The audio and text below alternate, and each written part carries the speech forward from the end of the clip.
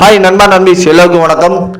திமுக பிரச்சனைனா திமுக காரனு கூட இந்த அளவுக்கு முட்டு கொடுக்க மாட்டாரு. ஆனா அண்ணன் திருமாவளவன் பயங்கரமா முட்டு கொடுப்பாரு.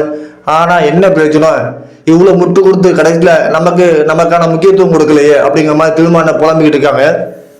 எதனால இந்த சம்பவம் நடந்து பாத்தீங்கன்னா, கூட்டணியிலே இப்ப திமுக கூட்டணியிலே நிறைய குழப்பங்கள் உண்டாயிருக்கு. எதனால பார்த்தா தேமுதிக உள்ள வந்தது இப்போ ஒவ்வொரு கட்சியுமே விலக ஆரம்பிச்சிட்டாங்க. இப்போ பார்த்தீங்கன்னா வேல்முருகன் பார்த்தீங்கன்னா கட்சியில இருந்து விலகிட்டாங்க, கூட்டணியில இருந்து விலகிட்டாங்க. அடுத்து திருமாவளவன் பார்த்தீங்கன்னா தேமுதிக வந்து 8 தொகுதி கொடுத்து அப்புறம் ஒரு ராஜ்யசபா சீட்டு கொடுத்துட்டாங்க. ஆனா திருமாவளவனுக்கு 7 தொகுதி இல்லை, ஆனா ராஜ்யசபா சீட் இல்லை.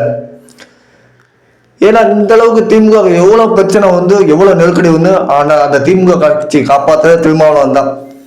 ஆனா அவருக்கு இப்படி ஒரு நிலைமையை பார்த்தா கண்டிப்பா எல்லாருக்கும் ரொம்ப கஷ்டமா இருக்கு. ஆனா இவ்வளவு தன்னுடைய சமுதாய மக்களுக்கு குரல் கொடுக்க முடியல வருத்தம் திமுக கூட்டணி இருந்துருக்கு. வேங்க வெயில் பிரச்சனையா இருக்கட்டும், நாங்குநேரில் இரட்டை குல சம்பவமாகட்டும், எல்லாமே அந்த சமுதாய மக்கள் தான். ஆனா கூட்டணி கட்சியில இருக்குன்னா அவங்களுக்கு எதுவுமே நிதி வாங்கி கொடுக்க முடியல, குரல் கொடுக்க முடியல. அவ்வளவு கஷ்டப்பட்டா திரும்ப. ஆனா இன்னைக்கு என்னாச்சு, அம்மோன்னு விட்டுட்டாங்க.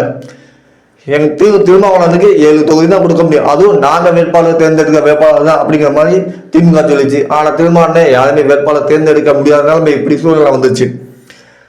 ஸோ எல்லா தேமுதிக வந்ததுனால தான் இவ்வளவு பிரச்சனை. எதனால இவ்வளவு கூட்டணி திமுக போட்டீங்கன்னா தளபதி விஜய் இங்க ஒருத்தவங்க மேல பயம், யாருமே அவங்க பக்கம் போகக்கூடாது அப்படிங்காண்டி 21 கூட்டணி வச்சுக்கா திமுக. இன்னைக்கு ஒவ்வொரு கட்சியும் விலக ஆரம்பிச்சிச்சு. அடுத்து திரும்ப அட்ஜஸ்ட் பண்ணி கூட்டணியை 7 தொகுதியில வாங்கிக்குவாரா, இல்ல தொண்டர்கள் அவருக்கு வலியுறுத்திக்கிட்டு இருக்காங்க கூடுதலா 10 தொகுதியா கேளுங்க, இல்ல அப்படின்னா நம்ம தமிழக வீட்டுகளை ஒத்து போகும் அப்படிங்கிற மாதிரி சொல்லிட்டு இருக்காங்க. ஸோ என்ன நடக்க போது, திரும்ப அடுத்த கட்டம் என்ன, கூட்டணியில் இருப்பாரா இல்ல வெளியேவா, நம்ம வெயிட் பண்ணி பார்ப்போம்.